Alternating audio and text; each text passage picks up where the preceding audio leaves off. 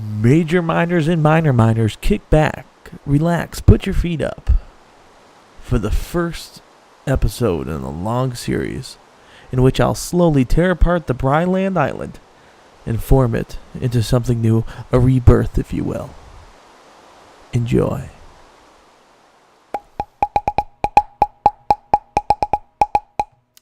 Hey there, Brylanders. I'm so glad to have you guys all back here again. As far as our next project is concerned, I'm going to call this the Graveyard Project. It may not even end with a cemetery. I'm thinking of doing like a sort of an area where I can respawn. And I wanted to put like my own grave in there that you can like go down into, and then down there will be a cool casket made out of a bed. You guys will see what I'm talking about. But I also want a grove of trees, and I'm worried about not being able to fit all this. And also, I want to take the floating island here and make it a little bit more hilly, give it some depth. I'm actually going to cut into part of my storage underneath and take advantage of some of that and start digging into the upside down mountains a little bit. So today we're going to get some of it laid out and started, and the project will change and form along the way. So hopefully we can get some hills going here and some holes and some craters and just sort of give you an idea of what we're thinking for the project. So let's get building. All right, guys, let's get to work on this thing. The first thing that I really want to do is raise the ground on this half a little bit so I can put in some geographical features. There we are. So I'm just actually going to create like a rough outline, try to make this sort of natural looking, and not put too much of a ton of thought in it because I'm probably going to end up just changing the darn thing anyways as we go, right? So I don't want to, invest a ton of time into creating this shape. I do want something sort of roundish, sort of a raising mountain. I don't want to say mountain, probably more of a hill, right? But I'm going to fill it all in and then dig out any of the ponds that I want to add in.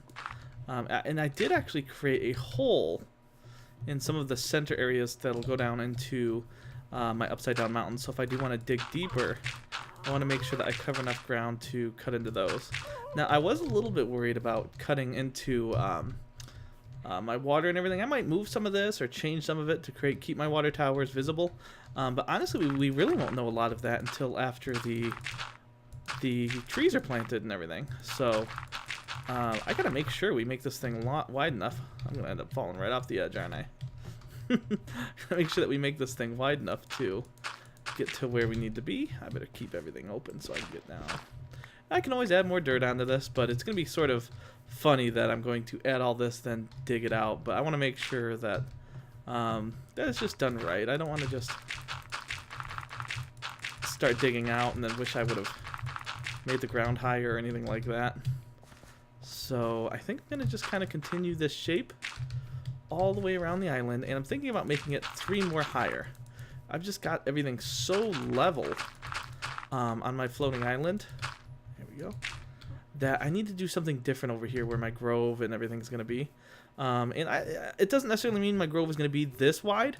I could actually bring the grove of trees in a little bit not have to start it right there, even though the ground is getting higher right there.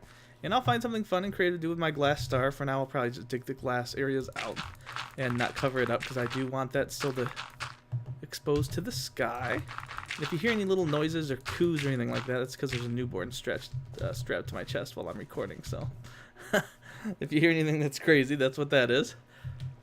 Let me take a look here. Yeah, let's fix a few things.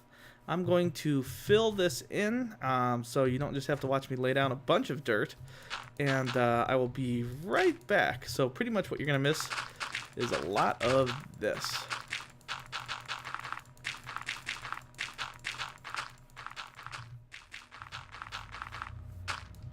Alright, there we go. We got a lot of our ground done now. I am thinking about maybe doing this the more conservative way. I was sort of like, I'm going to fill this all in with dirt, and that way I can dig lakes and ponds and everything else into it. But the more I think about it, I'm like, I've got more than enough dirt to do that. But I could also create another cavern if I wanted to inside of it. So I might hollow it out so I'm not just using a ton of dirt. Let's take a view from the top of the house. Already a ton better. Alright. I am loving the look of that. I'm going to bring it up another level. Then maybe even another one, and maybe even another one in some parts of this thing. So I know it looks a little bit smaller from here, but when you get down there and you're actually on this thing, it seems a little bit bigger when you're actually on it to cover all of this ground. So by the time I cover this thing with trees and make areas in the middle and maybe some craters, it's going to seem pretty large.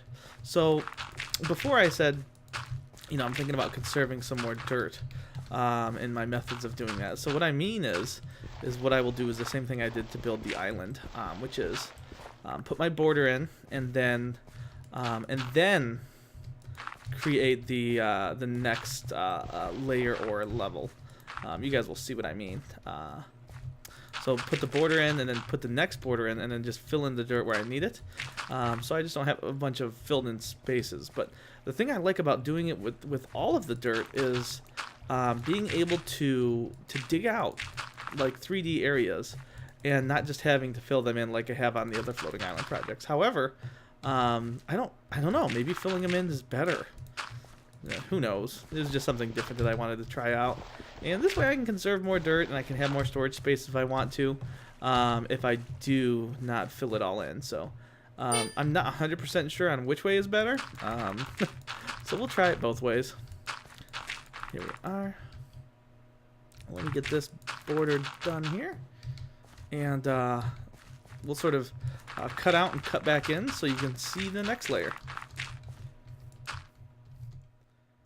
Alright, looks like you guys can see sort of what I'm doing. I'm going to keep building up the layers and filling in. So I've taken a add to project and made it a partial takeaway project. So I will be sort of creating this next layer, filling it in, and eventually I'll open all this up into the bottom part of the island too.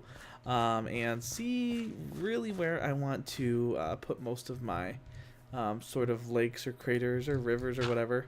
So what I do is create, here we are, sort of a border like this. This is how we would create the other floating islands and then fill them in, right? And it doesn't have to be perfect. I just want it further in than the other edge. I've got to make sure to leave enough surface area so I can still build something useful on top of it, whether it's a little lake or a river or whatever it is that I'm going to do. So first thing I would do is build that like that, and then I will take this ground area and use it to fill in the border right here. So I've got it like an up in my land. And then of course I'll cap the top and I'll have a hollow space beneath it. So let me kind of show you what I mean. We would take this and fill this in like so. That way grass can grow on top. And I'm raising the level of the island. And a couple things, I'm not being wasteful with my dirt. And I'm also making a space under here I can use if I want to. And if I want to is sort of the key here. At least it's dug out now, and I'm sure that I'm gonna build in like I did for a little bit of a lake. I'm thinking about redoing my water source, so I don't have those water pillars. They're starting to look a little silly. So maybe make my my magical waterfall come off of the sort of a little bit of a lake up here, maybe in the middle of the trees. I don't know yet. I don't know, but we'll have to see. So I'm gonna of course do this layer here, maybe halfway through, and then another one on the other side. Let me get this layer done and we'll take a sort of a distant look at this one too. Okay, here we are. We've got 3 layers up. I'm thinking that might be just enough. I might shave off part of this side over here before I really start continuing the project. It's looking good. I'm liking the fact that this thing is a little bit less level. I'm thinking I might have to sort of vary this up too, because there's just too much equality between the levels. I'm not sure if you know what I mean by that, but it's just like too much the exact shape just getting smaller. So I'm going to change that a little bit too before we move on. Alright, there we go. I've sort of shaved this part off over here. Come on down with me. We're going to actually fill this in to make it vary out a little bit, maybe bring this in just a bit. And then we're going to cap that off too right there. So before I forget, let's get over here. Ooh, here we are. Fill all this in. So did you guys see on the news at all that Sony has sold off a big chunk of Microsoft stock? Not Microsoft, that's funny, of Squaresoft stock. Now I saw that on a random Facebook post, I don't know how valid that is, because there was all sorts of really bad journalism facts in there, things that just weren't necessarily true. One of the things that it said was the Xbox was, drastically outselling the Sony, which is not the case at all. It's just it's not even close. The Xbox is actually selling worse than the Sony PlayStation, and is being outsold by PlayStation by quite a few million. Xbox by this point has shipped 5 million to the stores, and the Sony PlayStation has sold 7 million to the customers. So, I mean, they're even further ahead than what it would seem at first. So, I wonder if it's true, if Squaresoft really did have a few million shares sold off by Sony. I didn't even know that they had. Apparently, the article says that that they had the stock. I mean, the article says that they acquired it back in the days of PlayStation 1, when Final Fantasy got more involved on the PS1. So it's funny, some of the untruths that are out there, and I wonder how valid some of the things are that we hear. So I need to look into that. I didn't see anything on super official sites. It was more of just a Facebook post that went out. I think that'll randomize some of the steps here. Still, it looks kind of equal. I want to fill this in, and we'll take another view from the roof. It's not going to be super important that it looks totally perfect, since I am planning on putting in a ton of trees and stuff anyways and changing this up. But at least a nice solid foundation of some sorts will be a good start. Okay, we have a lot to fill in here. Where do I want to start? Got to get up to that layer. Probably the easiest thing to do would be to go from this side back until we get to a flat edge. Let's see what I mean. Alright. Alright. There we go. Alright, so I'm interested to see what does happen with the Final Fantasy series. The Final Fantasy of Realm Reborn came out not too long ago, the official product. And it looks like the first expansion is on its way. And it's going to be coming out for the PlayStation 4. And I'm very interested to see how its success affects the shape of future Final Fantasy games. And I think maybe sometimes Square takes those MMO elements, like in Final Fantasy 12, and tries to fit them into their single-player games. Sometimes it works great, and sometimes it doesn't. But if 14 is a huge success, it'll definitely affect future games. Here we are. So I'm going to fill the rest of this in and this roof before I take another look, just to see what other kind of changes I might need to make. There we go. So give me just a second to cut in and cut back out, and we'll see if we need to make any other changes together. Okay, great. I think I've got the basic shape down that I'm looking for to get started. So this is what it looks like. I'm excited to start cutting into the land, creating some water flows, and just to develop the space that the supposed graveyard and tree grove are going to go in. Let's get to work. All right, sorry about that strange cutout, but I got to thinking about how I'm going to do my grave, and I'm thinking I want to do an under crater grave, maybe put some water here, but first thing, I need to open up some space on the bottom to see what kind of crater I can even make. So come along with me, and let's take a look, and that's kind of how I'll finish up this video, is just by looking at the possibilities of what we can do next. And a lot of my ideas are going to be dependent upon this and how it pans out, just sort of like the Pillar Island project that we had, where we kind of had to change the grove plan along the way. We might have a similar sort of issue here, but that's okay. That's totally okay if we have to change things along the way. What am I doing? I need more shovels here. There we go. So I'm going to go in and just remove some ground and open up things just a little bit to see what I've got going on. So let's get to the under half. We'll take the super secret entrance to the underground cave right here. Now I have a few craters already. because of my upside down mountain. I just gotta pop the top off of those things so I can see exactly what's going on down here. And there's a pretty large crater right here. So first thing I want to do is take a look inside. How big is this hole that I can create? And what kind of mess can I make? I'm probably going to regret part of this as I open this thing up. But that's okay. Anything I take away, I can add. I've already died one good time while I've taken a look down here in between the cuts on this video. So it is a far way to the bottom of this crater, which is part of why I want to use it. I mean, this is a lot of awesome looking space that I can make. I'm thinking about putting my graveyard against the back end of this crater, making a creative way to get down from the top, and making like a bridge to get to it, like a suspension bridge. I've said before that I want to make maybe some bridges, but now I'm thinking maybe a system of bridges inside of the upside down mountains would be awesome, just so I can take a look inside of some of this really neat space that I have hollowed out, well, inadvertently hollowed out, built around.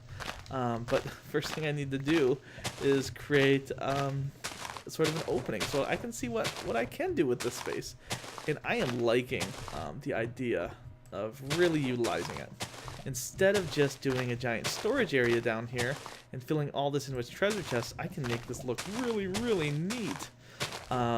And a lot of that's going to involve some dangerous scaffolding work. It's going to be quite a project. Of course, my ideas often do kick me right back in the butt as far as busy work is concerned.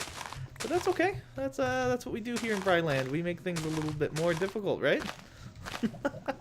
And then I'm going to have to solve the whole storage problem that I'm creating for myself also. So I don't want to just uncover the entire Upside Down Mountain project.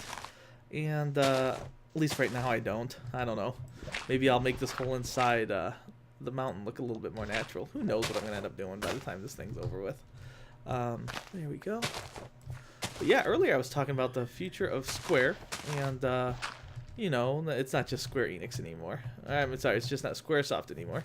I know that they merged with Enix back in the day, but still, I'm very curious to see what's going to happen with them. Oh no! There we go, some of my problems. There we go. I'm very interested to see what's going to happen with them and their near future, because it's kind of scary to think that some of my favorite games may not come along. They did recently say that they're going to get back to the hardcore in their focus, and by the hardcore they mean gamers, like straight up gamers, instead of seeking out new business and new people, the people who already love them, the type of people that have bought their games in the past to make their company so strong. So who knows what that's going to look like. I mean, there's games like Child of Light now, which they aren't making, but was influenced by some of their earlier games. Some games that I've mentioned in my past videos, like Final Fantasy VI, Chrono Trigger, the Super NES 16-bit era, you know, just making a really beautiful, simple game that's an RPG there we go, has amazing music and sound. And I've heard that the entire script for Child of Light is like in rhyme. It's in like poetry. And I cannot wait to play that game, just simply based off the fact that it's based off of my favorite sort of golden era of RPGs. And some people would say, oh no, the PlayStation era, the PS1 era is the golden era of RPGs. Brian, you've got it all wrong. No way. No way. If you think that, then you haven't played those other ones enough. It's science. It's fact. Here we go. Legend of Dragoon, games like that, they don't compare to the original Xenogears and Chrono Trigger and Final Fantasy VI and Final Fantasy IV. You know how I am about wasting stuff, right? Even though I'm going to have to use more dirt to get to the top. I'm going to get down here. At least I don't have to go dig out as much. So I want to come down here and take a look at the opening, and in the next video, start digging even further and opening this up more, and fleshing out the ideas that'll take us from the top of the floating mountain into the inner belly that we see here today. Here we go. Ooh, and I got a fussy baby that says that this video might be time to be over. So you can see all of this open space that I have to utilize. And remember, this is just one of the upside down mountains of many. So who knows what kind of neat little system we can create along the way. There we go. Well, guys, I appreciate you coming along and checking out this video. please like, subscribe, and keep up. I'm going to try to post more often. I know I often do say that, but the truth of the matter is again, work is brutal. We have a little baby also that's in the household that is taking much of my gaming time away. It's not always easy to play with a newborn, but I think we might have it sort of figured out with being able to strap the baby to my chest. I just cannot do it on my own. Jennifer uses some sort of magic ancient ritual not to be able to hook her to me, and it literally is black magic. It's crazy the way this baby is tied to me. Again, thanks. I will see you guys next time. Take care, major miners and minor miners.